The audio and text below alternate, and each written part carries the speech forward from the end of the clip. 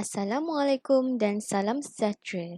Nama saya Izurin binti Zainal Abidin, nombor matrik A169870 dari program Kerja Sosial. Pada hari ini, saya akan membentangkan tajuk kertas kerja saya iaitu Pengaruh Sosial, Penurutan dan Pematuhan dalam Pembentukan Pemikiran Kritis Remaja semasa Perintah Kawalan Pergerakan PKP COVID-19.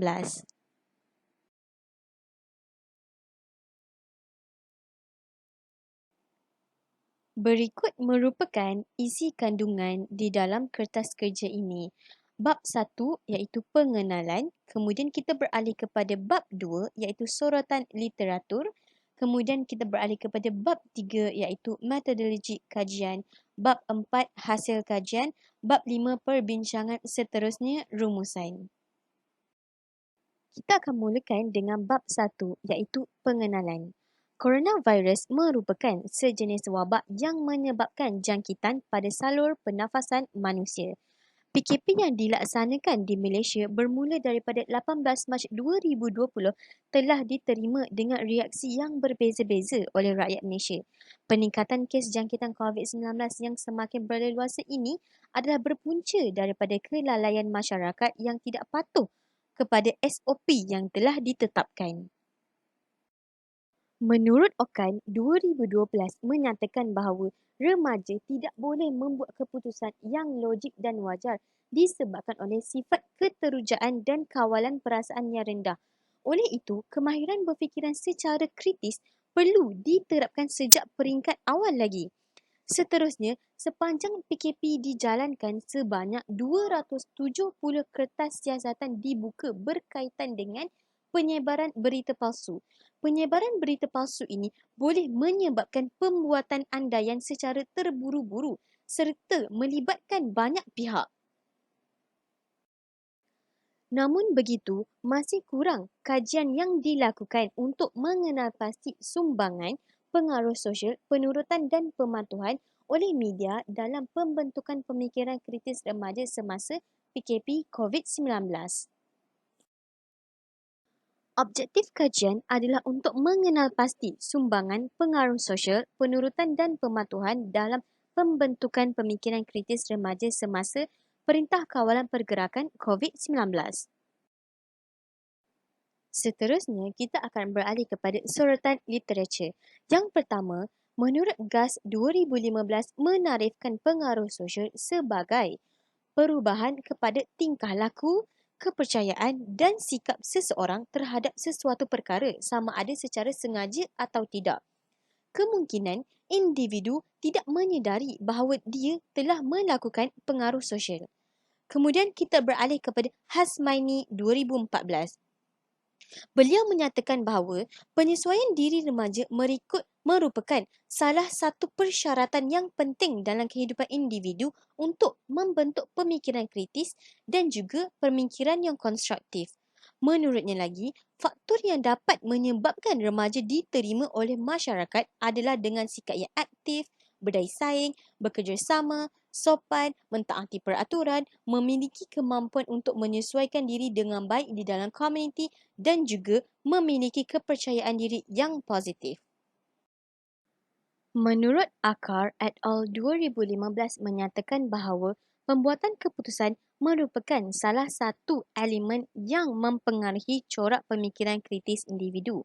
Yu et al. 2020 pula menyatakan pihak berkepentingan perlu memberi perhatian kepada isu-isu cara pengendalian pesakit yang dikuarantin disebabkan oleh wabak COVID-19 ini kepada umum. Ia adalah untuk memberikan gambaran kepada masyarakat mengenai keputusan yang mereka ingin lakukan serta kesannya kepada pihak yang lain jika mereka ingkar dengan arahan yang diberikan. Seterusnya, kita akan beralih kepada metodologi kajian. Reka bentuk kajian memfokus kepada kajian berbentuk tinjauan dengan menggunakan reka bentuk tinjauan keratan lintang secara kuantitatif.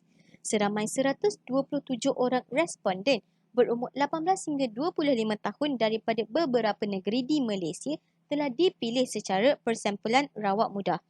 Soal sidik ini dibina di atas talian dengan menggunakan Google Form.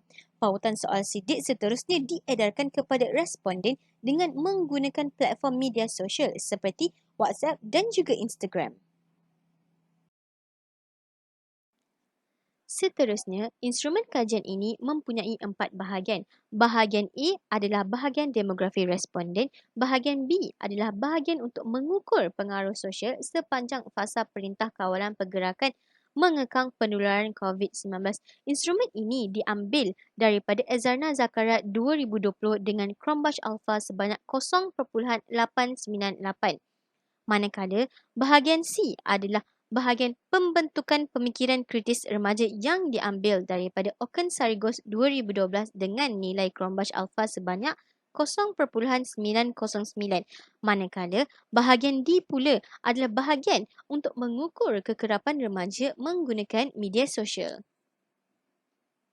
Kajian ini menggunakan analisis regresi kerana ia adalah untuk mengenal pasti pengaruh antara pengaruh sosial, penurutan dan pematuhan dengan pembentukan pemikiran kritis remaja semasa PKP COVID-19. Hipotesis kajian adalah terdapat pengaruh yang signifikan antara pengaruh sosial, penurutan dan pematuhan dalam pembentukan pemikiran kritis remaja semasa PKP COVID-19. Seterusnya, kita akan beralih kepada dapatan kajian pula.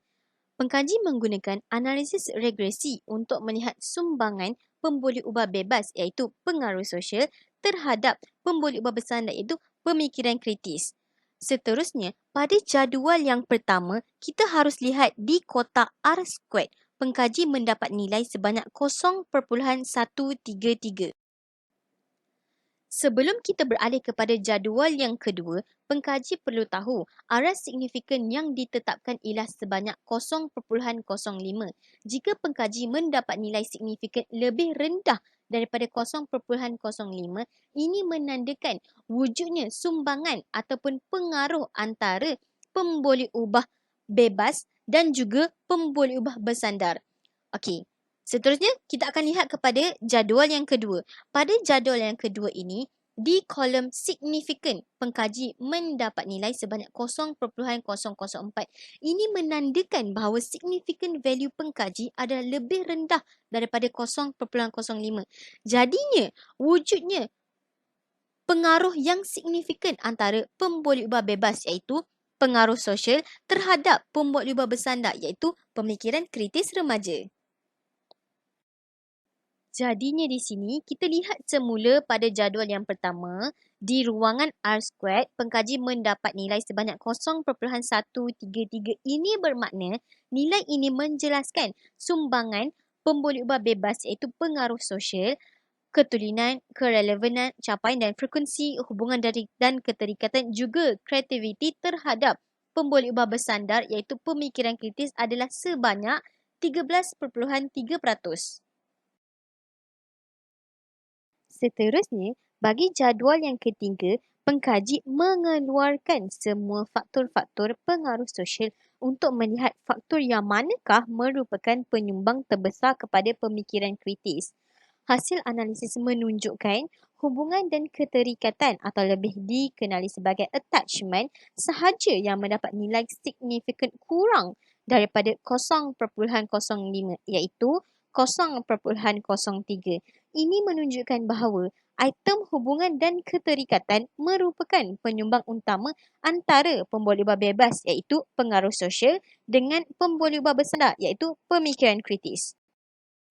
Secara konklusinya, hasil analisis menunjukkan terdapatnya pengaruh yang signifikan antara pengaruh sosial, penurutan dan pematuhan dengan pembentukan pemikiran kritis remaja semasa PKP COVID-19.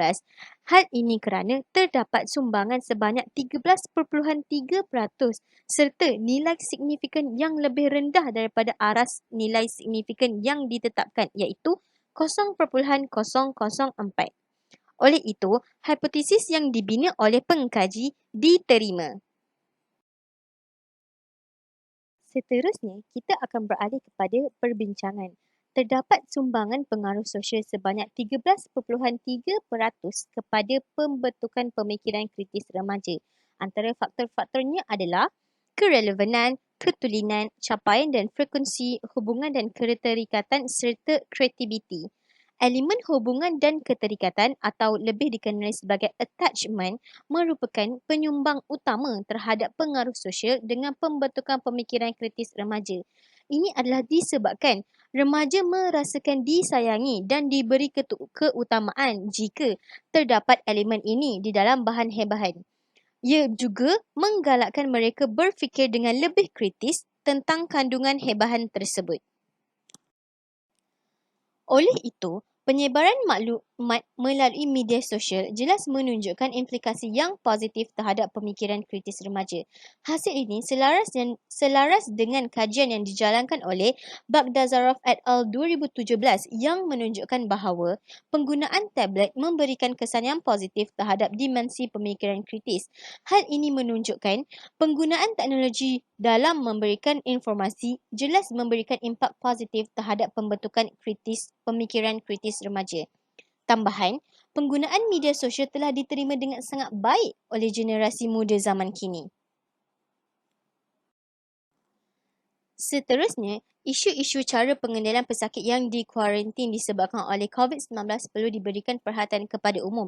Ini adalah untuk memberikan gambaran kepada masyarakat mengenai keputusan yang mereka ingin lakukan serta kesan kepada pihak lain jika mereka ingkar dengan arahan yang diberikan. Hal ini selaras dengan hasil kajian yang menunjukkan bahawa kerelevanan bahan hebahan media sosial jelas memberi pengaruh kepada pemikiran kritis remaja. Remaja dapat melihat kandungan bahan hebahan media itu daripada situasi terkini yang berlaku di dalam negara serta ia boleh menimbulkan sifat rasa bersalah jika ingkar dengan arahan yang diberikan.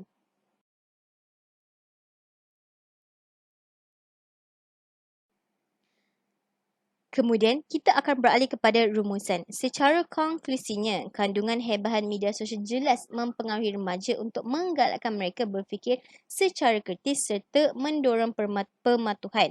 Antara informasi yang boleh dikongsi adalah seperti pencegahan penyakit, vaksin COVID-19, standard operating procedure yang telah ditetapkan dan banyak lagi.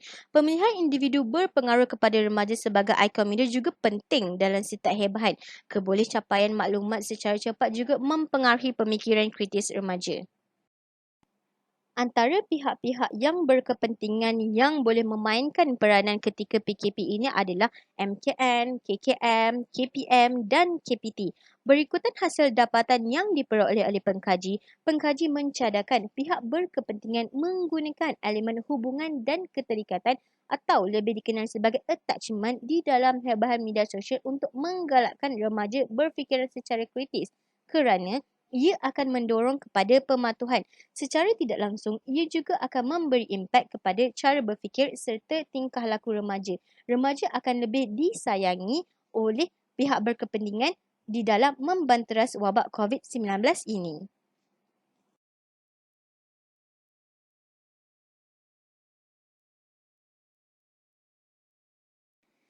Sekian, itu sahaja pembentangan saya pada hari ini. Sebarang pertanyaan boleh diajukan kepada saya secara terus ataupun email. Saya mengucapkan ribuan terima kasih kepada pensyarah, rakan-rakan serta keluarga yang sentiasa menyokong dari mula kertas kerja dilakukan hingga akhir. Sekian, terima kasih.